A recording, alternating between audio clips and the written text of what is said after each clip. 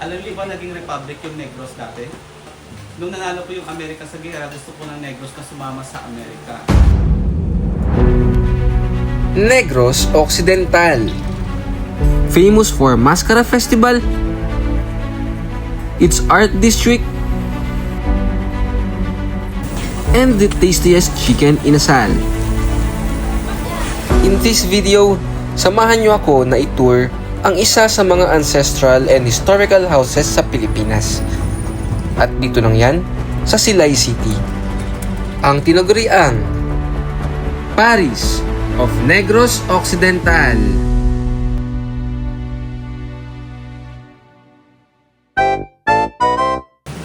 So what if ma'am kung pumayag talaga sila? Diba? Kapag pagpunta niyo ng Negros, may passport pa kayo. Yo, what's up mga ka-road trip? Welcome back to another episode of Vicks on the Road. Ngayon, nandito tayo sa Sugarlandia, ang Negros Island. Famous for its sweet delicacies. At ang ilan? Nandito na since 1925. That's 100 years already. Kaya naman for today's video, let's travel back in time. Silipin natin ang mga ancestral houses, mga makasaysayang lugar na naging saksi sa himagsikan at minsay naging tahanan ng ating mga magigiting na kababayan sa syudad ng Silay.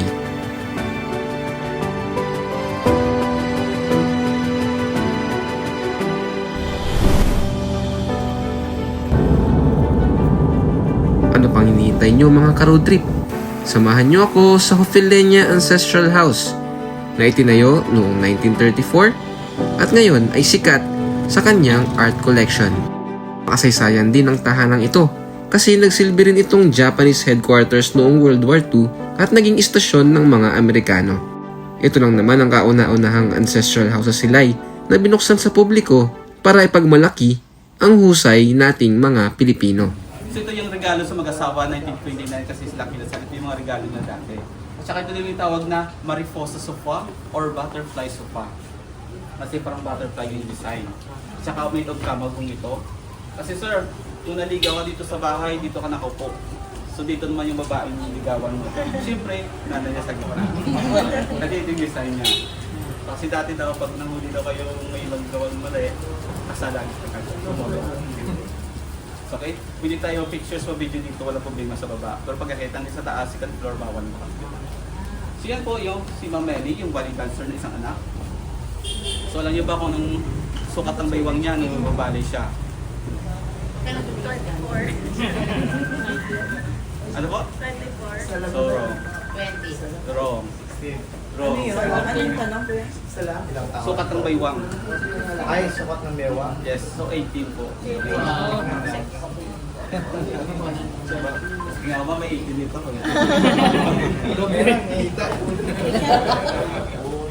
So ito po, ito nang po yung tawag na the longest port in the Philippines. So ito po yung pinakahabang port sa buong Pilipinas. So dito lang po makita sa Silay dati. So naging ruins po ito kasi sinundog ng mga Amerikano para hindi daw yung makadaong yung mga Hapon. Pero during Spanish time, Europe ma'am, direct na po sa Silay yung shipping line. So kaya po binasaga kami the Paris of Negros. So 1.7 kilometers po ito. Kasi dati hindi ka muna diretso sa sala, dito ka muna diretso. So lahat po ng mga bahay may ganito. Kasi dito ka tatalin yung may-ari ng bahay, ito yung pakay mo. So maniligaw sa mga anak niya, negosyo ba, o manghiram ka ng pera. So pag okay, sa sala, pag hindi, labas na. So okay, pasok tayo sa prayer room.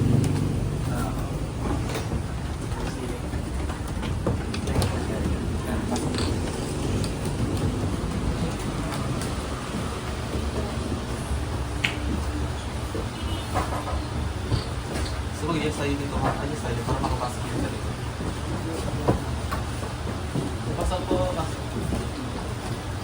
Ito yung prayer nila, pero bago dyan, pinapakilala ko, yan po si Ray P.G. Abiliana, yung father ni Carla Abiliana. Kasi bago po naging artista po si Ray P.G. Abiliana, nag-model po siya ng Effie Jeans, 1980. Yung gusto ng kapatid niya, si Dino Abiliana. So naging recording artist, naging singer. So kapartner niyan si Lilet. Dahil si Lilith, lumanta ng Coca-Cola.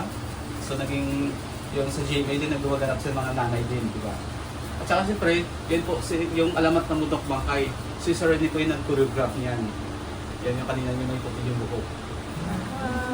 Kasi siya yung dati po siyang master choreographer sa Metropolitan Theater sa Manila.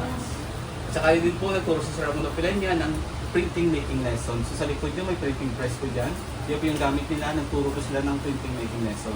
So makita natin yung printing press sa may dining area mamaya.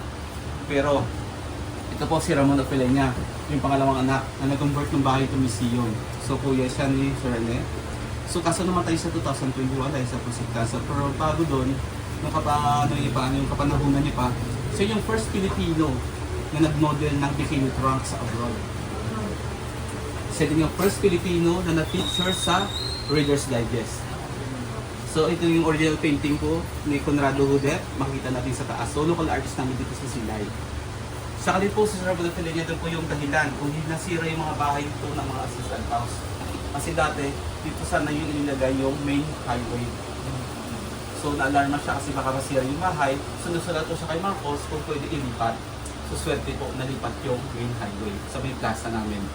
Kaya malaki po yung tinulong po ni Ramon Opilenia, hindi nasira yung mga bahay dito. So siyempre, nag-collective po si Ramon Opilenia ng mga santong kahoy pero walang mga kamay. Kasi po, yung mga kamay dati ng mga santo, made of ivory. So na-insert ko yan. Kasi nilanakaw ko yan, ma'am. Tatapon ko yung santo, ibibenta yung ivory. Kasi may mahal po yung pagbili ng ivory dati. So ngayon, so bawal na yung pumatay ng elepante para kunin na yung task niya. Kasi pag nahuli kayo, so habang buhay ka din ang makukunin. So endanger na kayo kasi illegal na talaga. So syempre, ito naman yung santo ko ng grandparents na. Ito yung The Holy of Rosary. Yan po yung more than 100 years old na santo. Kahit yung glass niya original pa. Yan yung ivory, ma'am. Tingnan yung mukha at saka may ivory po yan. Pero yung mga design po ng mga damit niya at saka yung mga corona niya, tunay po na din po yun. Pure gold po yan. Okay? Sabay sa heart. So ito naman po ang kama ng mag-asawa. Pinanganak sa ibang barangay. So ito yung kama nila. Sumatay pa ito, sir. Hindi ito magalaw, hindi ito tumutunog. Kaya hindi ka marinig sa ibang kwarto.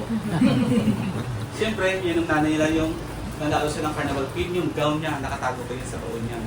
So gawa niya na yung Chinese, so ang pinabiling pa ako din ng siya. Si Ma'am Hilda, mahilig ko siyang gumawa ng mga gansilyo. Yan. Gumawa siya ng isa-isa at kahit yung dugtugtog niya. So naging ganyan yung tsura. Original kang Yes, sir. Gawa pa yung nanay nila. Siyempre yung Holy Family, more than 100 years old na yan, tsaka made of ivory din. Pero yung buhok niya, human hair po yan. Kasi siyempre hindi po uso yung wig. So buhok po ng tao gamit po nila. Siyempre, siyendero at siyendera sila, yung income nila sa hacienda, so wala pang bangko. So siyempre, dyan po yung vaulty na or safe na. So huwag nyo na itanong kung alam kong password. Pag naririnig ko sa isip nyo. Saka po, yung mga art prof po na dingding, gamit po yan, ay dala po yan ng mga bisita ng mga kaganyo din mahilig po sa arts, so nagdudunate po sila. So sabi namin, baka mail po yung sa arts, kung gusto niyo mag-donate dito, walang problema. Pinanvert po din sa Ramon Opilenia, ito i-library niya. Kasi siyempre journalist po siya, mahilig po siya magbasa ng libro, mag-collect po ng mga limited edition na books. So kaya po binasagad din siya po ng The Human Encyclopedia. Kasi sabi niya daw, lahat ito nabasa niya na, so kahit ano ituro mo yan, alam po muna sa laman yan.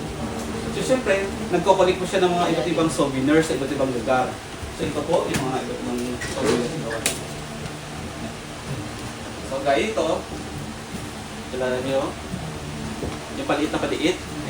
Yes, yung Russian doll. May ano ba dyan, may apat pa.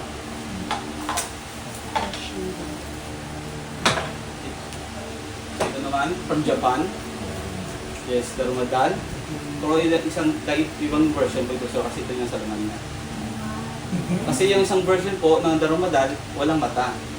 Di ba? Pagpunta mo ng Japan, drawing ka ng mata niya, tapos mag-wish kayo, pag nagkatotoo, balik ng Japan, ikumpleto mo yung mata niya. So magastos yun. Balik-balik ka ng Japan.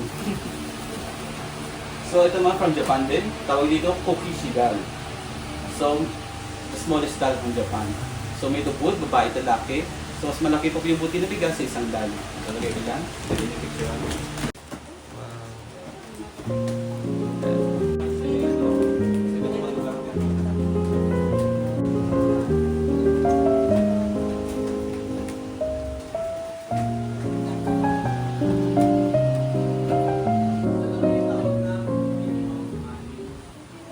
kasi wala ng value. For collection na lang at parang laruan na din. Pero, alam niyo ba naging republic yung Negros dati? Yes, kami na yun po sa Pilipinas naging republic po. Kasi nung nanalo po yung Amerika sa gera, gusto po ng Negros na sumama sa Amerika or sumanib sa Amerika. So kaso po, ayaw ng Amerika. So after 2 months na po naging republic yung Negros, so bumalik na kami sa Pilipinas. So what if ma'am, kung pumayag talaga sila? Diba? Kapag pagpuntan nyo ng Negros, may passport pa kayo. At saka po, hindi na kami dito kakain ng kanin at kayo din. So steak na din. Ito naman yung first print ng Bangko Sentral. So parang maliit lang, parang dollars na din. So 1949 po ito. Wala. Wala. Okay, ito yung sa likod niya.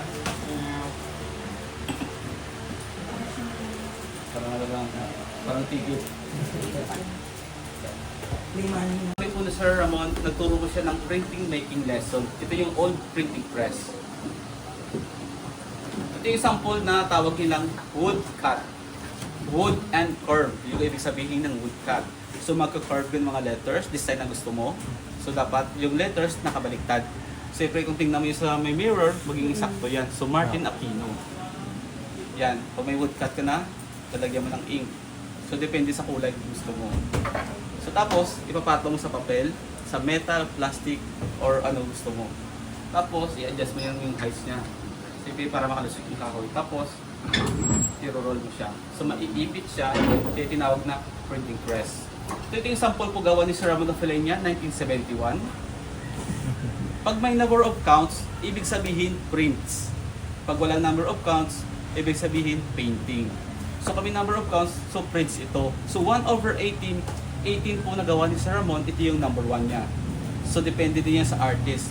Kung sikat ka na artist, kilala kang artist, pwede mo ibenta ng number 1 mo na mas mahal. For example, ibenta mo yung number 1 mo na 50,000. Pag nag-print ka ng isa, magiging 4,400 na lang yan.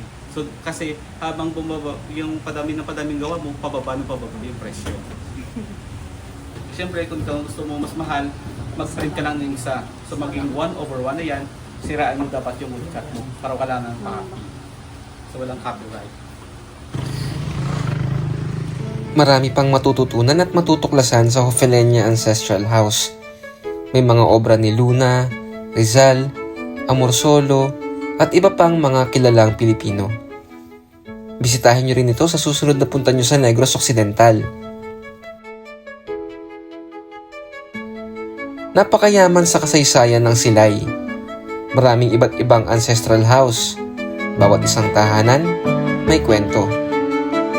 At ito ay kwento natin bilang isang mamamayang Pilipino.